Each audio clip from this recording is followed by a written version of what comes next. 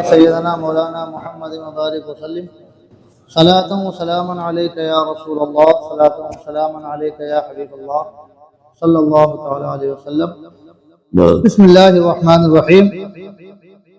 انبیاء کرام تمام مخلوق یہاں تک کہ رسول ملائکہ سے افضل ہے۔ ولی کتنا ہی بڑے مرتبے والا ہو کسی نبی کے برابر نہیں ہو سکتا۔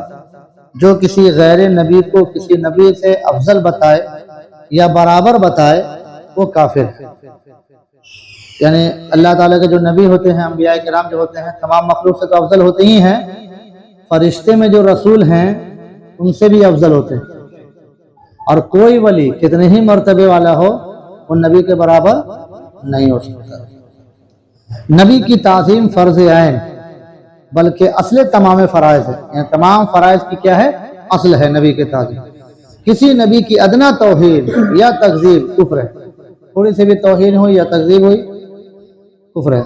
عقیدہ نمبر 24، حضرت آدم علیہ السلام سے ہمارے حضور سید عالم صلی اللہ تعالی علیہ وسلم تک اللہ تعالیٰ نے بہت سے نبی بھیجے، بعض کا صریح ذکر قرآن مجید میں ہے اور بعض کا نہیں ہے۔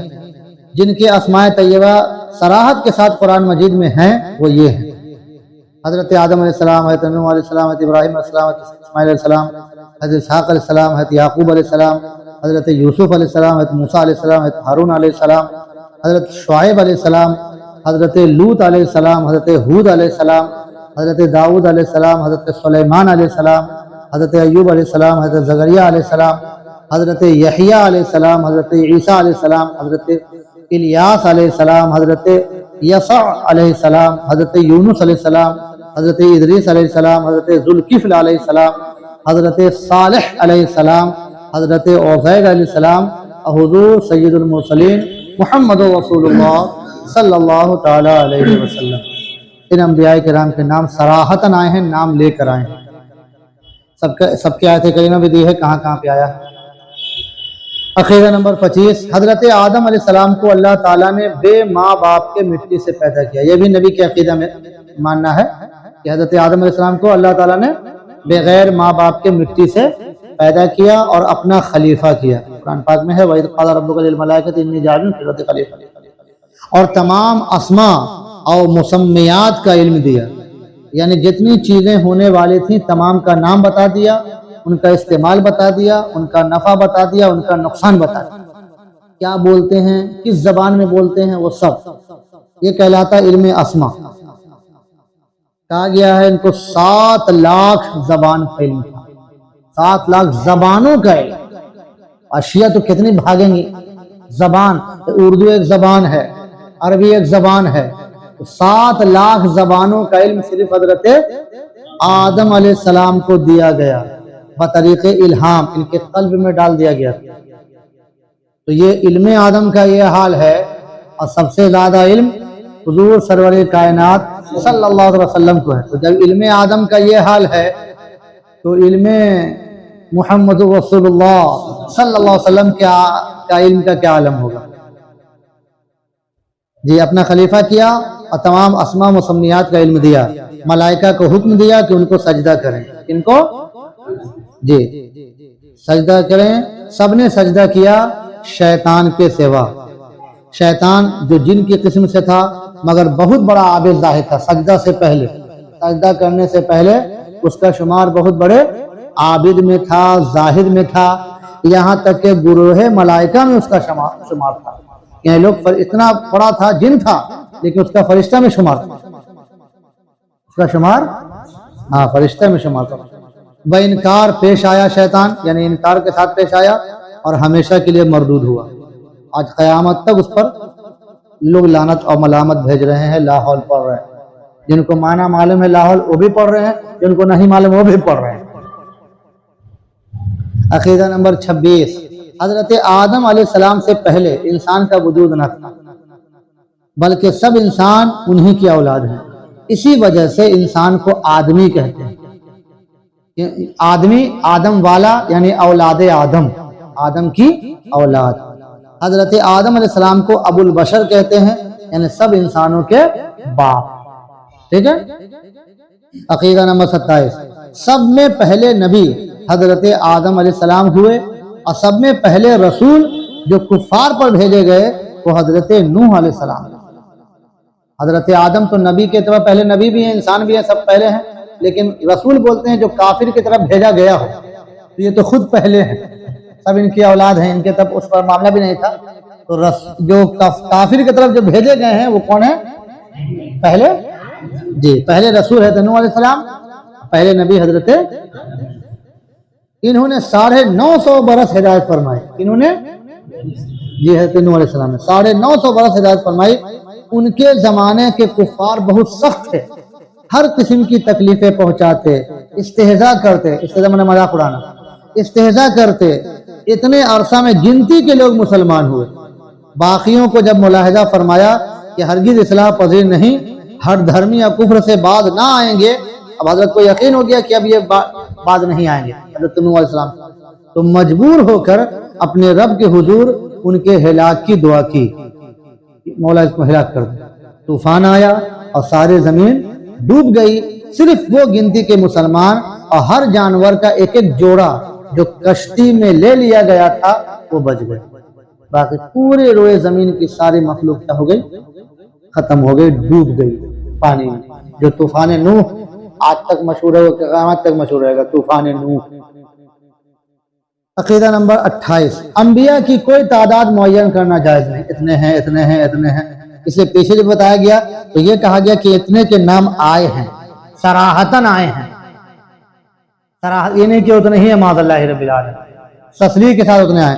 انبیاء کی کوئی تعداد معین کرنا جائز نہیں، یہ خبریں اس باب میں مختلف ہیں، اور تعداد معین پر ایمان رکھنے میں نبی کو نبوت سے خارج ماننے یا غیر نبی کو نبی جاننے کا احتمال ہے، اور یہ دونوں باتیں کفر ہیں۔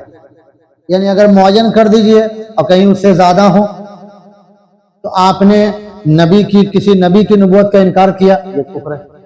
معین کر دیجئے کہیں اس سے کم ہو تو غیر نبی کو نبی بتایا، یہ بھی کفر ہے۔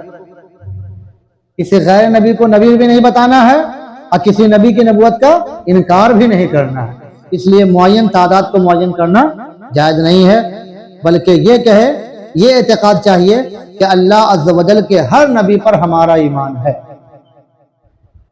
کیا کہیں گے؟ اللہ تعالیٰ کے ہر نبی پر ہمارا ایمان ہے۔ عقیدہ نمبر 29، نبیوں کے مختلف درجے ہیں، بعض کو بعض پر فضیلت ہے، سب میں افضل ہمارے آقا و مولا سید المرسلین صلی اللہ تعالیٰ علیہ وسلم محمد رسول اللہ صلی اللہ تعالیٰ علیہ وسلم ہے۔ حضور صلی اللہ علیہ وسلم کے بعد سب سے بڑا مرتبہ حضرت ابراہیم خلیل اللہ علیہ السلام کا ہے، پھر حضرت موسیٰ علیہ السلام، پھر حضرت عیسیٰ علیہ السلام اور حضرت نوح علیہ السلام کا۔ یہ ان حضرات کو مرسلین اولو العزم کہتے ہیں۔ یہ جو 5 کے نام بتائے گئے، سرکار صلی اللہ علیہ وسلم، ابراہیم علیہ السلام، موسیٰ علیہ السلام، عیسیٰ علیہ السلام، حضرت نوح علیہ السلام، یہ کہلاتے ہیں اولو العزم۔ یہ 5 حضرات باقی تمام انبیاء و مرسلین، انسان، فرشتہ، جنات، جمی مخلوقات الہی سے افضل ہیں۔ تمام مخلوق سے کیا ہیں؟ 5 حضرات افضل ہیں، جس طرح حضور صلی اللہ علیہ وسلم تمام رسولوں کے سردار اور سب سے افضل ہیں۔ بلا تشبیہ حضور صلی اللہ علیہ وسلم کے صدقے میں حضور صلی اللہ علیہ وسلم کی امت تمام امتوں سے افضل ہے۔ یہ جو امت افضل ہے وہ اسی لیے افضل ہے کہ یہ افضل نبی کی امت، یہ افضل نبی کی امت۔ عقیدہ نمبر 30، تمام انبیاء اللہ عز و جل کے حضور عظیم وجاہت و عزت والے ہیں، یعنی جتنے بھی نبی ہیں سب کی عظیم عزت ہے اللہ تعالیٰ کی بارگاہ میں، اور بڑا مرتبہ ہے ان کا، سب نبی کا۔ ان کو اللہ تعالیٰ کے نزدیک معاذ اللہ چوہڑے چمار کی مثل کہنا کھلی گستاخی اور کلمہ کفر ہے، جیسے کہ تقویۃ الایمان میں ہے، اس نے لکھا ہے، اسماعیل دہلوی کی کتاب ہے کہ اور یہ یقین جان لینا چاہیے کہ ہر مخلوق بڑا ہو یا چھوٹا، یہ اس نے لکھا تقویۃ الایمان میں، یہ یقین جان لینا چاہیے کہ ہر مخلوق چھوٹا ہو یا بڑا، وہ اللہ کے شان کے آگے چمار سے بھی زیادہ ذلیل ہے، چمار سے بھی ذلیل ہے معاذ اللہ۔ تقویۃ الایمان کے مصنف کا یہ کہنا کھلی گستاخی اور کلمہ کفر ہے، کیونکہ انبیاء کرام علیہ السلام کے شان میں ادنا گستاخی بھی کفر ہے، جیسے کہ مفسر القرآن صاحب روح البیان علامہ اسماعیل حقی رحمۃ اللہ علیہ فرماتے ہیں کہ مختار یہ ہے کہ بے شک مسلمانوں میں سے وہ شخص جس نے ارادتاً و قصداً ایسی چیز ظاہر ہوئی جس سے جو حضور صلی اللہ علیہ وسلم کی تخفیف یعنی بے ادبی پر دلالت کر رہا ہے، کوئی ایسا کام اس سے ہوا جو لگ رہا ہے کہ یہ حضور کو ہلکا جان رہا ہے یا ان کی ادنے سے بھی تخفیف ہو رہی ہے، ایسے شخص کا قتل کرنا واجب ہے، واجب القتل ہے وہ، اور اس کی توبہ قبول نہیں کی جائے گی کہ وہ قتل سے بچ جائے اور بولتا رہے، اگرچہ وہ کلمہ شہادت پڑھے اور رجوع و توبہ کرے اور یہ یقین کر کے کہ بے شک اجماع امت ہے اس بات پر ہمارے نبی صلی اللہ علیہ وسلم اور انبیاء کرام علیہم السلام میں سے جس نبی علیہ السلام کی بھی تخفیف ہو کفر ہے۔ عام ازی کے تخفیف کرنے والا تخفیف کو حلال سمجھ کر کرے یا نبی کی عزت کا معتقد ہو کر کرے، بہرحال کفر ہے۔ اس مسئلہ میں علماء کرام کا کوئی اختلاف نہیں، گالی کا ارادہ ہو یا نہ ہو، اس لیے کہ کوئی بھی کفر میں بوجہ جہالت اور بوجہ دعوی لغزش زبانی معذور نہ سمجھا جائے گا جبکہ اس کی عقل فطرت صحیح و سالم ہو، یعنی کتنا ہی کہتا ہے معلوم نہ تھا کہ یہ کفر ہو جاتا ہے، معلوم نہ تھا، ہم جانتے نہیں تھے، کوئی عذر جہالت اس باب میں جہالت عذر نہیں ہے۔ کیا وہ نبی کا نعرہ تو اب رہا گا کسی کا؟ اللہ تعالی کی اطاعت انہی کے اطاعت میں ہے، رب تبارک و تعالی نہیں اترتا بلکہ رب اپنے نبی کو بھیجتا ہے، اس کے سب سے بڑے ہوتے ہیں، زمین پر سب سے بڑی شخصیت ہوتے ہیں وہ کون؟ تو اس لیے ان کی ادنا بھی توحید، یہ ڈائٹ اللہ تعالیٰ پر کلام ہے، اس لیے بالکل ہی برداشت نہیں۔ آپ سن لیا کہ توبہ بھی ایسے شخص کی قبول نہیں، زندیق ہے وہ جی۔ جبکہ ہاں یہ ساری چیزیں اس کو معذور نہیں سمجھا جائے گا، ہزار بولتا رہے کہ لغزش کا دعویٰ کرتا ہے، جہالت کا دعویٰ کرتا رہے، جبکہ اس کی عقل فطرت صحیح و سالم ہے، یعنی پاگل نہ ہو۔ ایسے پاگل کو بھی فوراً پاگل خانے میں رکھا جائے گا، جو اٹانگ کا پٹانگ پکے گا اور کہے گا میں پاگل ہے، تو فوراً ہی جیسے پاگل کتے کو رکھا جاتا ہے جو کاٹ نہ لے، ویسے اس پاگل آدمی کو رکھا جائے گا جو نبی کی شان میں گستاخی ہے۔ اگر وہ پاگل ہوتا یہ کہے کہ میں تو پاگل تھا بول دیا تو فوراً ہی اس کو پاگل خانے میں رکھا جائے۔